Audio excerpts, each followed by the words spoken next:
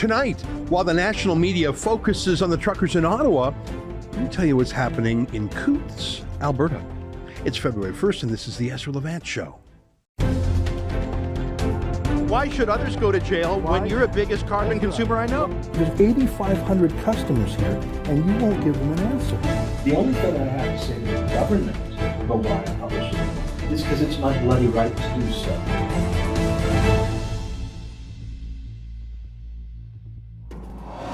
Keep watching our coverage of the trucker convoy in Ottawa. We have 3 reporters on the ground there, Lincoln, Alexa, and Guillaume from Quebec. And we're sending our friend David Menzies to Ottawa, too. He's back in action, doing great. He was on our live stream today, and he's excited about the convoy story. He's going to do great.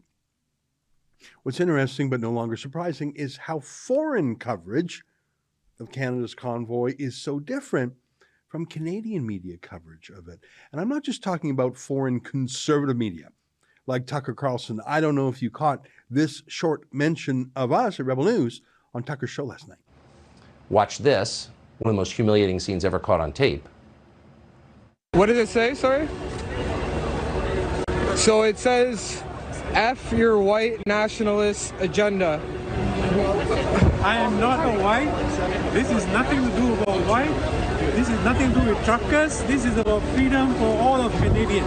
You can be brown, black, white, blue, whatever color you want to be. This is about freedom. And Trudeau has no right to put us in this condition of mandates throughout the country. Children are not going to school.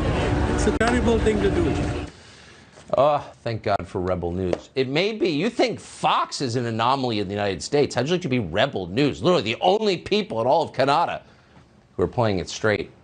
So there they are trying to tell you that some guy from the subcontinent is a white nationalist. They're trying hard. And now they have evidence. It's brought to you by CNN, naturally working in tandem with the CBC. Apparently, brace yourselves, there was a Trump sign in the crowd of truckers. That was fun. But all sorts of other media in the United States and around the world, from TV stations to websites, I mean, even Breitbart.com did a story just about my speech to the truckers. They really liked it. I liked it too, and so did the truckers. But of course, it wasn't going to be covered by the media, even if it was newsworthy. I mean, I don't know if a speech from me is newsworthy. Nearly 1 million viewers seem to think it was. I think it might actually be the most watched speech of the trucker convoy, but it would never be covered by the media party in Canada because it's me, and the media party dislikes me as much as I dislike them. And secondly, even if they didn't know me from Adam, they would still hate my message. They're all on the same plan. Demonize the protesters. Big media, big government, they're all in it together. There are a handful of counter examples. Our friends at True North, our alumnus Kian Simone. There are some other independent citizen journalists. I don't even know all of their names, of course. But the media party is part of the establishment. Never forget that. So keep following our convoyreports.com for our news from Ottawa. We're going to be there for at least another week. We'll extend it if we need to. But the news today is from Coutts, Alberta. That is a small border crossing between Alberta and Montana. And a sympathetic echo convoy mustered there. American and Canadian truckers both upset about the forced vaccines. It would end their business. It would ruin commerce. And most importantly, it would destroy their civil liberties, which I think is the most important part, don't you? Now, there have been a lot of wonderful truckers I've gotten to know over the past week, if not in person, at least through their social media accounts. This guy is for sure one of my favorites. Hey, Mr. Trudeau, in your last speech, you said that almost 90% of Canadians are vaccinated and they are very careful about their health and stuff like that, right? Yes, maybe almost 90% of Canadians are vaccinated, but have you ever asked them why are they getting vaccinated? Go ask them if they're getting vaccinated because of the fear of your mandates or the fear of COVID. You will know. I'll tell you, in my circle, most of my friends are families. They're getting vaccinated because of the fear of mandates to save their jobs, or they have to fly to see their families back home. All right, go ask them and you will know that why are 90% of Canadians are vaccinated? Thank you so much. He's so earnest, he's so likable, he's so real, and he's defying the official narrative in his own way because he's Sikh and he's not alt-right white supremacist. I don't think he cares about those slurs. And speaking of fighting for freedom, look at this next guy. He also happens to be Sikh too, I think. A lot of truckers are. And maybe that makes me love him all the more because I have always believed that freedom and loving freedom is a human condition, not just for this race or that race. I've always believed that everyone wants to be free. When people say China's Confucian cultural mindset is for order and rules and obedience and hierarchy, I don't want to accept that. I mean, you can point to Hong Kong and Taiwan as proof to the contrary. Those are freedom-loving places. I truly believe that every race, every human is meant to be free, and I think they know it. But sometimes the Liberal Party in Canada and the Democrats in the States seem to grab voters as soon as they immigrate here as a sort of implicit, I let you into the country, I'm a left-winger, so now vote left-wing with me as payment.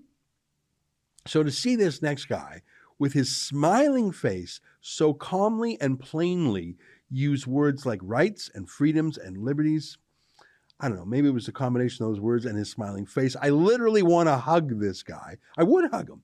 He's like a Sikh Santa or something. I love this guy in a very fraternal way. How about you? Hi, my name is Gurtek Singh. I'm from London, Ontario, and I'm here for my freedom and my rights. I love my freedom and my liberty as much as everybody does. And I hate a government telling me what to do with force. That's all I'm here for. It's about choice. It's not about vaccines. And we are all together. We are all Canadians. We are all truckers. Go ahead, trucker. Yeah. Thank you very much. He is walking proof that Trudeau is a liar and a smearer. Okay, but back to Alberta, the border crossing at Coutts. Truckers deciding to do something about it. I mean, if they're going to be put out of business anyways, why not, right? So they blocked the road. Now, what do we make of that? We're law abiders here, aren't we? I mean, I remember how we covered the railroad blockaders from 2 years ago. Anti-oil protesters are putting thousands of Canadian jobs at risk and potentially bankrupting farmers, and Trudeau's Liberals are ready to negotiate with these economic and eco-terrorists instead of supporting and enforcing the rule of law. How are these truckers blocking the road different from those Antifa types blocking the railway? It's a good question and one to consider. I have a few answers myself. The truckers have their own answers. I'll give you my answers, but first let me show you a few more facts before I comment on the facts. So I'm going to show you a series of videos now shot by Kian Simone and Sydney Fizzard, our two reporters on the scene. Here's how it started. You've already heard about the trucker convoy, but that's not just happening in Ottawa. You see, that sparked something across the nation. And right now, we've got a trucker convoy. It's a slow roll, a Truckers for Freedom rally that's taking place at the border, stopping travel between Canada and the United States of Freedom Land. Now, this is somewhat unprecedented, and Jason Kenney himself has come out against these guys because they don't want to go through permanent medical procedures to live their daily lives. So we're going to find out what happens. We have K2 here behind the camera. He's been going out there, and tomorrow he's going to get some coverage of some of the guys here and to see some of the action that's been going on, because as we were walking through, there were barbecue pits, all sorts of stuff. So these guys, they're digging their feet in right now. They're not going anywhere until all of these mandates are lifted. And we saw a sign on the way that would tell you exactly that. So stay tuned. We're going to bring you the other side of the story. And let's go check out what this convoy looks like right now. When it was clear that the police were coming with force, the men prayed. I thought this was powerful. In heaven, Hallowed be thy hallowed name. be thy name. Thy kingdom come. Thy will be done, on earth as it is in heaven. Forgive us our debts as we forgive our debtors. Lead us not into temptation, but deliver us from evil. For thine art the kingdom, the power, and the glory, forever and ever. Amen. Amen. Amen. The men had a discussion as a sort of town council, and then they had a vote on what to do. I'm with you. There's no weakening, guys. They can leave. But the only way I'm leaving is in a cruiser. Yes. There you go. You know I'm what? with you 100%. That's right. You know what? Who's We're with out him? here. So who's gonna stay? I'm Who's scared. staying? Who's What is with us? Their tactics are we're surrounded. They're Yes. trying to make us weak. They're Yes. trying to get under It's our all skin. morale, Alex. It is Keep time up to the stand. morale. You already started. I guess the ones that want to leave can leave. If you're worried about funds, the GoFundMe will pay the fine. We have money. Alex, they can issue us a ticket for a Highways Traffic Act. That's all they can do. Yeah. Bring on the ticket. And they decided to stay. They acknowledged it was going to end with the law coming for them. One man said he knew he would only leave in a police car. That's one of the differences between principled, conscientious objectors, passive resistance, civil disobedience, versus the anonymous saboteurs of railroad tracks who were really just looking to derail a train and run away. These men in Coutts, like Gandhi himself, knew they were breaking the rules and knew they would be punished for it and decided that was fine. The injustice of the laws was too much to bear passively or even consensually.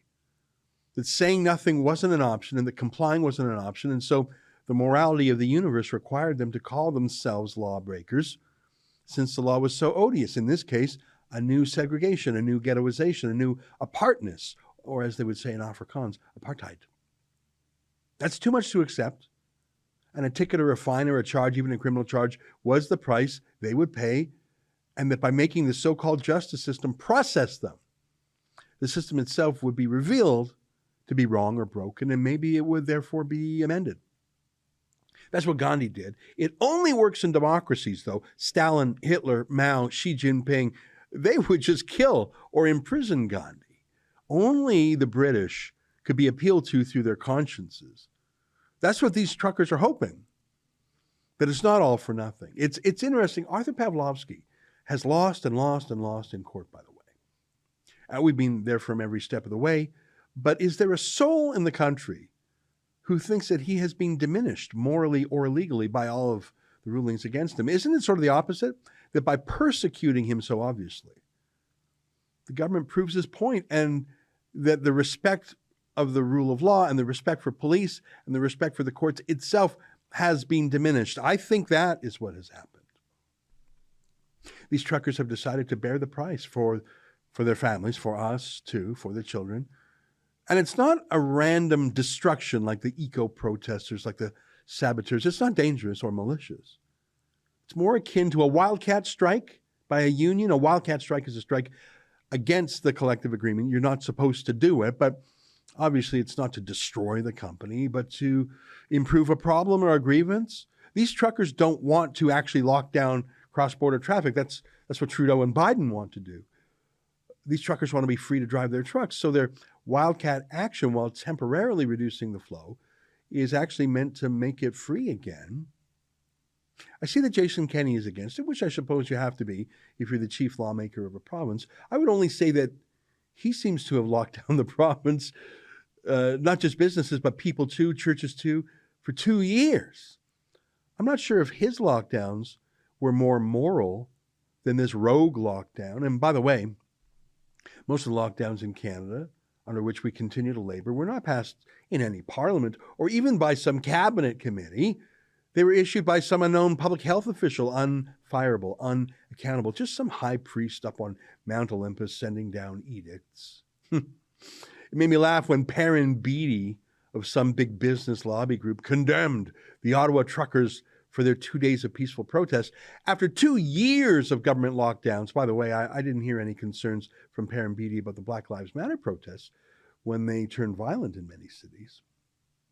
And that's another difference. No violence, no threats, allowing critical things to pass through, as harmless as it can be, just conscientious objectors, like the wheat board farmers who a generation ago sold their wheat across the border. Instead of selling it to Trudeau's wheat board, they were arrested and prosecuted and convicted and sentenced and jailed.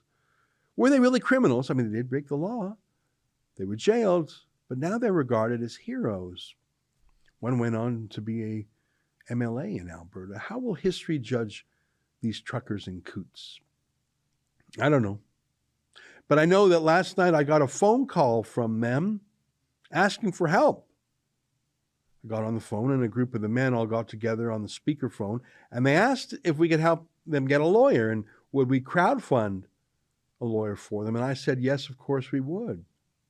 And so we did. We set up a website, truckerlawyer.ca, and we put together some dough, and we'll probably need more. It's going down right now. We hired Chad Williamson. You might remember him. We've used Chad in the past. He helped Chris Scott of the Whistle Stop Diner, who I should also tell you Chad won a Rebel News case for us. I don't remember. He was our lawyer against Trudeau when Trudeau banned us from the leaders' debates in the election. So I called up Chad last night, late at night, and I asked him if he could drop everything and get down to the border. And he said yes, and he brought another lawyer with him named Marty. And here's the video of their arrival in Coutts today. Chad? Hey, Chad Williamson, how are you? Doing well. Nice to see you. Nice to meet you. Pretty chilly out today. Well, as you are the man of the hour, you're the lawyer for the man of the hour. What brought you here? So, the amazing civil liberties initiative launched by the Rebel to get these guys some representation and hopefully diffuse the tense situation that we've got down here. It's hot, even though it's cold. So we're going to try to bring some clarity to everything and try to see if we can bring the parties together. So that's your mission today. And what is your expectation, let's say, for the day and even for the future moving ahead? Well, I mean, there's a lot to do. First, we want to obviously meet the group and meet the protesters, and then establish a connection and a rapport with the authorities that are on scene, so that we can start productive negotiations if that's possible. And I know you fight tooth and nail, and our supporters are going to be able to help you do that through truckerlawyer.ca. And I know everyone here really appreciates your support. Thanks. Yeah, we've got a great team here today. It's Martin Raymond and myself. It's early morning, so we're on scene, and I don't want to leave until this is over. So you probably know from my reputation, I do as well. First of all, I just want to commend you guys and congratulate you for taking a stand for our constitutional rights, our charter rights, and for exercising your right to peaceful protest. So on behalf of Albertans and Canadians in general, I thank you for what you've done. It's going to be a trying process, and frankly, I can't promise you guys that we're going to be able to fudge the government on this stuff. But we've got, I mean, you know, we're the people and we've got the power, right? So give yourselves a round of applause just for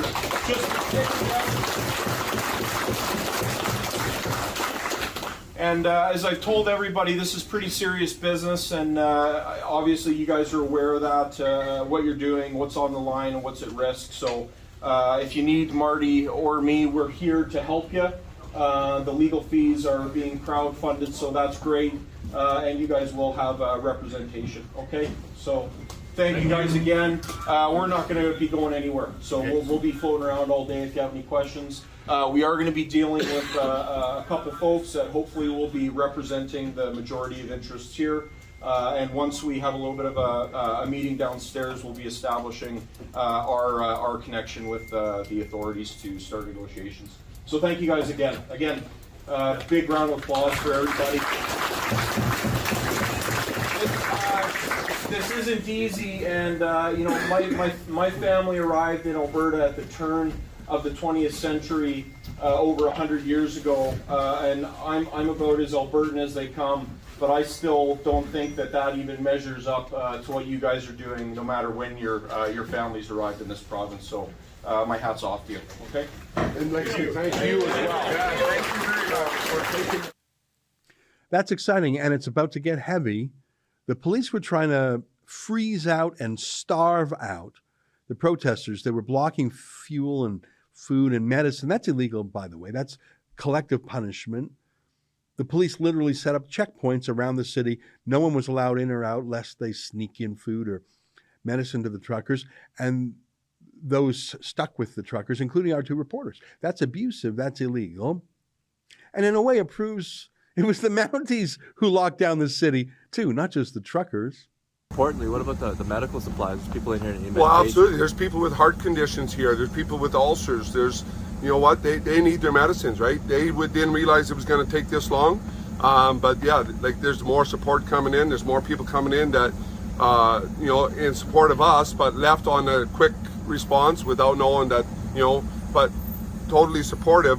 But they need their supplies. They need their medical stuff, right?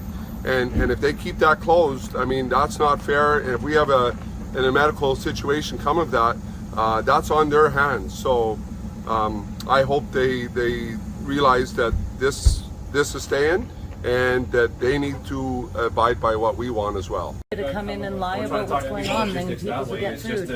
Just a lot of things happen real fast. Certainly, we have checkpoints as far as to make sure that, you know, we're trying to work again towards that, towards somewhere in the middle there. So in our discussions earlier this morning, we were working on making sure that we could have your food brought in to make sure you had your supplies. And a lot of things happen really quick, so that's part of why we were looking to talk to you guys here to find out, you know, are those trucks belonging in your group, to set up an access point so it doesn't surprise our people, because we have people in the area, and again, they're just looking to make sure that, you know, they're following their processes and procedures as well. And that's one thing we're looking to coordinate with you so we can bring it back to, again, our chain and facilitate that. As I record this, I hear word that the police are about to make their move. Our lawyer is in place. Our reporters are in place. We'll keep you posted. This is a big story, and as always, you just can't trust the media party to tell you what's really happening. Stay with us. We'll talk to our reporter, Kian Simone, next.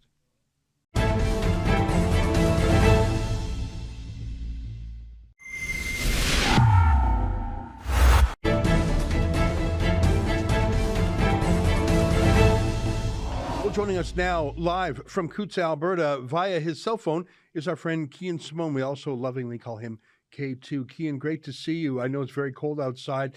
Give us the latest. Chad Williamson, our lawyer, has arrived. I understand he's met with police. What news do you have? Well, actually, right at the moment, I just heard from Sid, the other reporter here. Just on the highway, they are starting enforcement. So he just buggered off to go cover that. I'm just going to stay here with the truckers who are at the smuggler saloon, as they call it. Yeah, so the final negotiations happened today, just a short hour ago, where the RCMP walked in and said, you either move your trucks or you're arrested. They didn't continue any further than that. The truckers asked, you know, can we have some communication without any demands? We want to talk. We want to figure this out in a peaceful resolution. And it was a fat no, Ezra. Chad gave us an update after, just explaining the same thing, and he's very disappointed that he came out here to be able to be a proper counsel and a strong, firm voice for them. And the RCMP aren't listening now. Let me ask you: were you there when the police said this? Yes. It's now on Twitter. We sent it in. They're very firm. They're not budging on the move in or get arrested and held here. The truckers, in response to that, they're not budging. They're parking their trucks into ditches, so it's harder to be towed. And above this, the checkpoints that were around Coutts, Alberta, not letting food in, not letting supplies in, not letting medicine in for people who have conditions. I guess they needed the resources, so those just completely open. And more convoys from all around Alberta are coming in here. So it's going to be a tough time for the RCMP to get all these hundreds and now more hundreds of people out of here. This is really going on in real time. I'm just looking at your Twitter feed here. We're now going to play a clip. This is amazing reportage by you and Sydney Fizzard in the room when the police lay down their ultimatum. Let's take a look at that clip now that I'm literally looking off your Twitter feed. What do you do next? How long can you stay? Forever. We will stay. We will stay.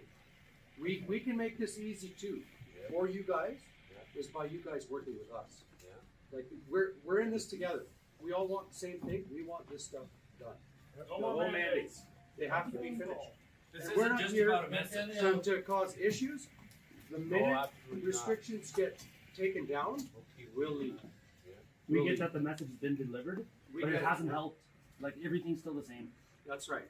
This whole media thing that we're just a little fringe minority, there is more and more happening. Just so you guys know, this is not a small fringe minority. Okay. What's your name, sir? My name is George. George? Yes. I appreciate you bringing that out and talking on behalf of the group. Right. It's, you know, you gotta have somebody that's willing to speak up and talk. I get that. That's why I'm here today. Is to be the one on behalf of the RCMP that's speaking up and talking to you guys. Right. What we have been told to impart upon you is that today is the day that you're opening the highway.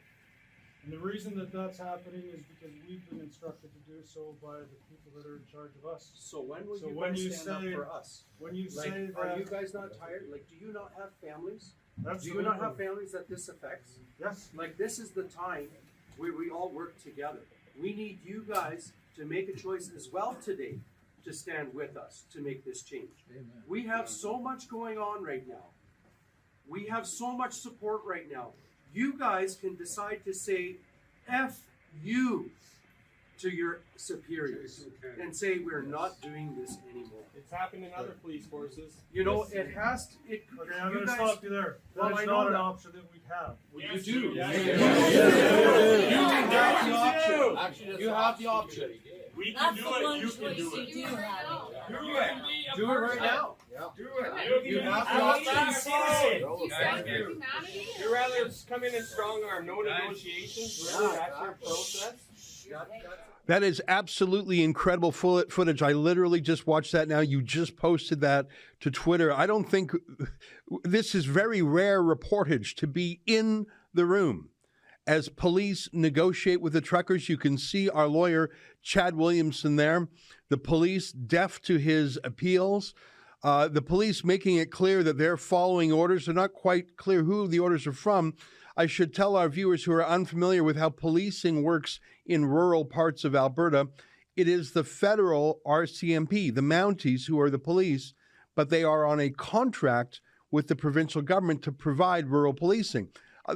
Other provinces like Ontario or Quebec have their own provincial police forces. Alberta does not. I wonder if these cops are taking orders from Justin Trudeau in Ottawa or from Jason Kenney in Alberta. And please don't tell me the fiction that politics doesn't apply to policing. I've just observed too much in the last 2 years to believe that anymore. So K2, you say that the police have begun enforcing. So basically they've got, I presume, heavy-duty tow trucks, the kind of tow trucks that would be needed to lift a semi-trailer, like a tractor trailer. Is that right? Yeah, I can't confirm the tow trucks. I know that they had them in Milk River, and they were ready. And amazing enough, Sid ran over there to check it out. When he says enforcement, you know, they could just be arresting people or they could be moving people out of the way so that they could come here. To the point before of the RCMP talking with the protesters and Chad. We don't know where the order came from. They did just say higher up. So politically, I'm not sure, but the supporters. Sorry, I'm freezing here. the supporters they asked, like, what are you going to do? Are you going to fight for us? And the police said that's not a choice. And it caused a big rift between them. And I think that's where a lot of the tension started. Where they do have a choice, and the protesters were not happy with how this is going. Yeah, now I haven't looked deeply and carefully at what the police said in full. Did they say what the arrests were for? I mean, when you arrest someone, you as a cop, you typically have to say what the arrest is for. And if someone is in a restaurant and their truck is out there, I can't imagine what the charge would be. Mischief, maybe some traffic offense, like when I park somewhere illegally, I get a traffic ticket. Maybe it's under the Highway Traffic Act or something. Do you know what the charges are? So yesterday, during the 3 sets of negotiations, there were the RCMP officers suggested that it could be traffic violations for tickets, critical infrastructure, and one more. They said criminal code, but they didn't go any further than that. Today, during the negotiation, their demand was that they're opening up the highway regardless. That'd be RCMP. So maybe it's an obstruction of justice that that could be. I'm not too sure. They didn't actually say what they would be arresting them for. Right.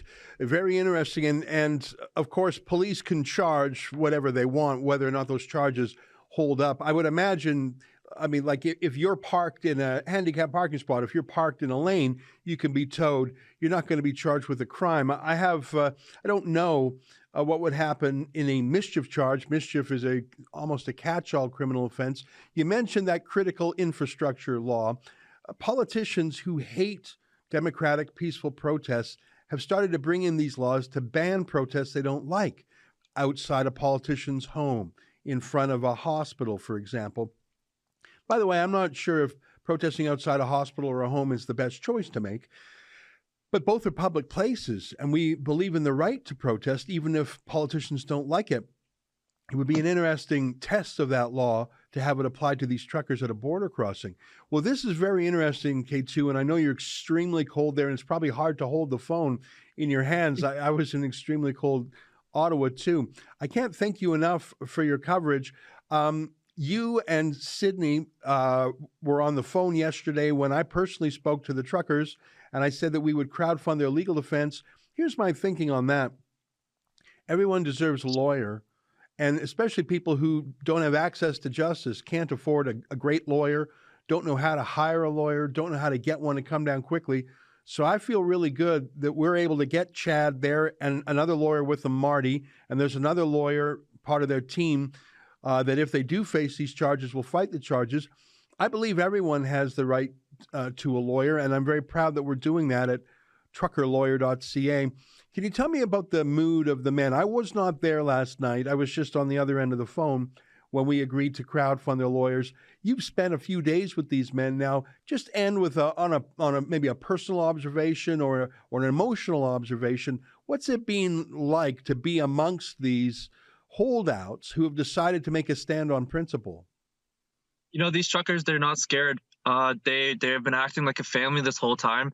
They've been making decisions as a whole group, not just one person or even not just 5 people. It's been all hundreds of them have been making these decisions together. They've been taking votes. They've also obviously had their bickering. They've had their disagreements, but it was like being at a family dinner table. And it has truly been amazing to see them gather together like this. There's been no it's just frustration, and that's basically the vibe you get in there. But when they're eating together, it's all smiles and it's hugging, and they know that they're fighting for freedom. That's what they say.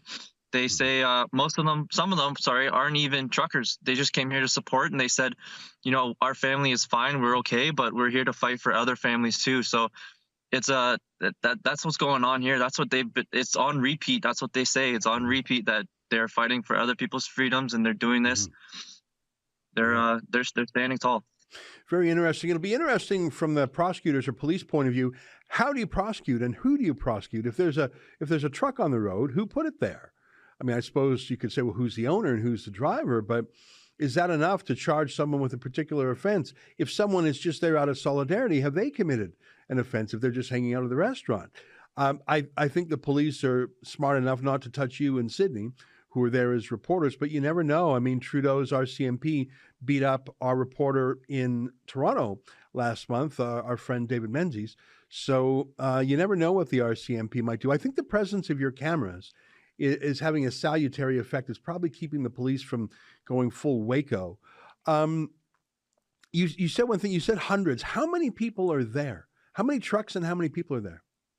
So before the checkpoint opened up and more are coming in, I haven't been able to see that, but for the past day and a half, I heard someone say that it was 200 trucks are blocking, and someone said 500 people, and that is people still in their trucks. You know, it's they take shifts almost, basically coming in and out of the smuggler's saloon. And that's why they brought the diesel fuel, because these guys are in their trucks. They need to run their trucks to stay warm, to have electricity. They're sleeping in their sleeper cabs, really, because Coutts is a tiny town. There might be a motel or two, but they're not going to have room for 500 guys. That's very interesting, because I saw that room last night. It was a big room, and it was full of guys.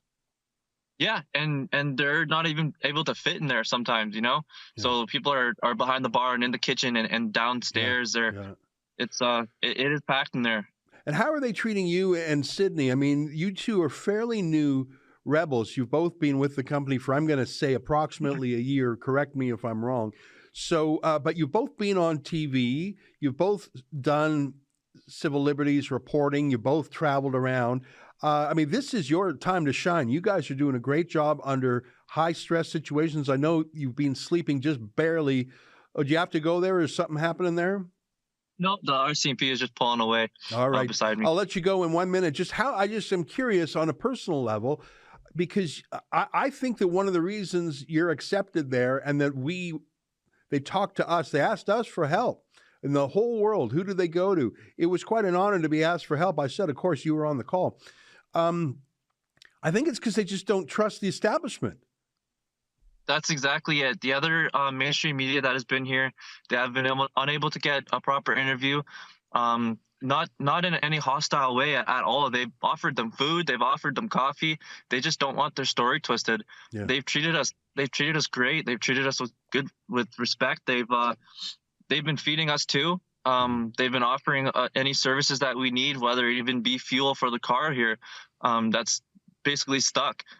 They're very happy that we're telling the entire story. And I told them that it's one thing to be here, but it's almost just easier to film the entire thing and say, this is what's going on. And they're so happy that is. And one more point on the, when they asked for help, when we agreed and everything happened with sending Chad out here and fundraising, they were almost in tears. They were hugging, patting each other on the back, or they're hugging me when we're on speakerphone. They're saying, thank you so much. And I think that just helped them know that, that people care and we got their backs. Well, that's great. And not everyone is used to the world of lawyers. Not everyone knows, well, how do you hire a lawyer and which lawyer and how much do you pay them and how do you keep in control? It's not something most people know how to do. Thank God most people don't have to know that. That is something that over the years we've gotten better at here at Rebel News. We know Chad, and I knew he would be a perfect fit.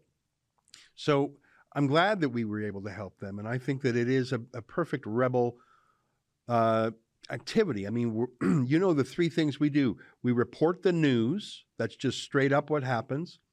We give our opinion. We call that news analysis.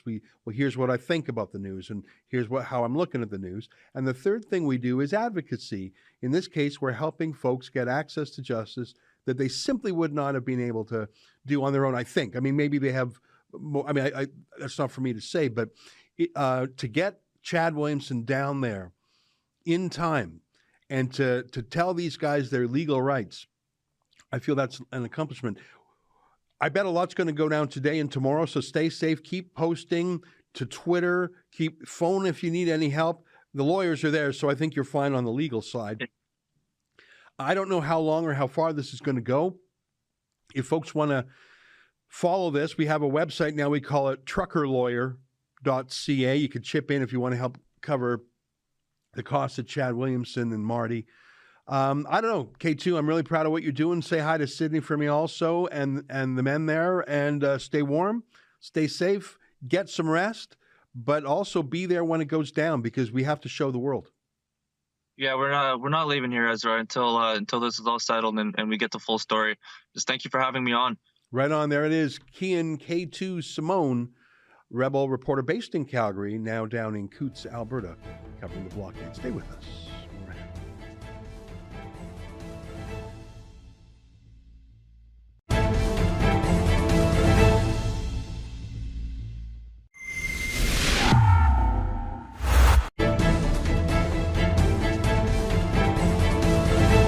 Hey, welcome back. Your viewer feedback. Someone with a nickname, Grease Monkey 1. I'm guessing that's a nickname. That's not a name your mama would give you. Says, the only politicians I have a shred of respect for are the ones who've been out there standing and meeting with the convoy and protesters. There's about 5 I was able to count, and Leslyn Lewis is one of them. If she or Pierre aren't the leader of the Conservatives next, we're doomed. Well, it's funny you mentioned that because I really think Aaron O'Toole's going to be gone as soon as this week. Is their caucus meeting on Wednesday? I mean, he has been awful. I understand why members of his caucus have had to be obedient and quiet. I mean, if you're part of a team, you have to follow the leader. It's true. But my God, have they allowed him to do terrible things to the party. Alex SDB says, this woman is a real politician, a real representative. She is sensible, logical, but simply living in reality, and whose purpose is tied to that. You know what? It was great to talk with her, and I think it's a sign of the times that conservative MPs want to talk to Rebel News, speak to our viewers, speak about our issues. That's something that Aaron O'Toole did not allow. It's clear he's not in charge anymore. GNM says, at least she's speaking to Rebel News. I'm sure CBC will bash her. Where are all the other conservatives talking to the Rebel? Well, I think you're going to see a lot more in the days ahead. In fact, in our morning story meeting, I think we listed about 5 conservative MPs who have been aching to talk to Rebel News for 2 years, but simply didn't want to be thrown out of the party for it. Now they're no longer afraid of the big bad wolf of Aaron O'Toole. So I think you can expect to see conservative MPs on our shows regularly. And it just shows that we were not actually shunned by the Conservative Party of Canada. We were shunned by a red Tory pretender who is now being thrown into the dustbin of history. That's our show for today. Very interesting stuff happening in Coutts. I'm sort of nervous about it. Those are good men in there. I understand that they have chosen a certain course that will likely result in their punishment. We're going to help them get the access to the best lawyers we can. It's very dark days. I believe those men are standing up for something larger than themselves. We'll see how the story ends. If you want to learn more, go to truckerlawyer.ca. That's our show for today.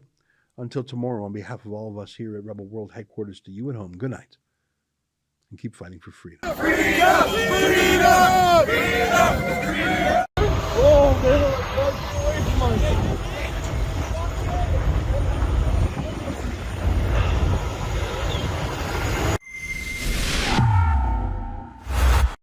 Kian Simone here with Rebel News, and there is some breaking news. The RCMP and lawyer Chad Williamson have discussed, and the negotiations are officially over. The RCMP will be moving in. The truckers have a little grace period to move their trucks or be arrested. We're gonna stay here on scene in the blistering cold. You can help them at their defense fund for the guys who are staying at truckerlawyer.ca. You can help us bring you this exclusive coverage at convoyreports.com. Please stay tuned because this is happening at any minute. Chad, can you just give us the update what just happened here and what's happening now? So the police have essentially shut down all negotiations, period. They've indicated that they've got marching orders essentially to reopen the highway. They're not going to discuss anything further with the protesters. They've indicated that those who leave now are free to do so.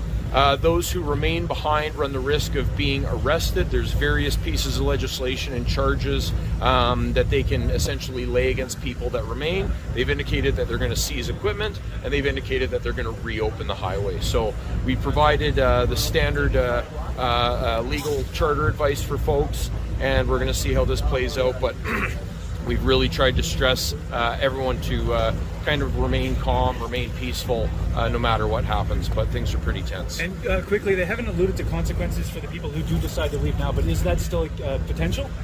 It's a potential. They've said that they won't charge people, but again, if someone's committed an infraction, technically they can still arrest people. Okay, thank you for your time, and that's truckerlawyer.ca to help these guys fight this legal fight.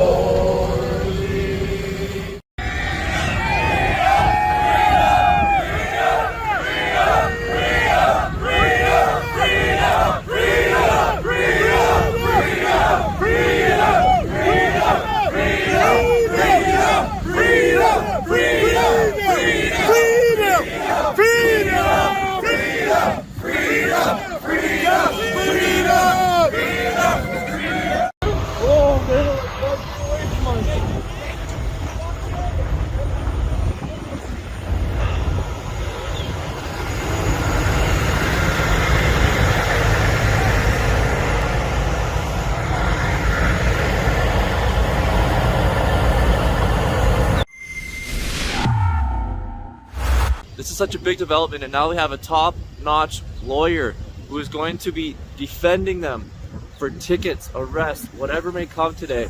So we're going to catch up with Chad later as well. And I just want to thank everybody for tuning in. For Rebel News, I'm Kian Simone.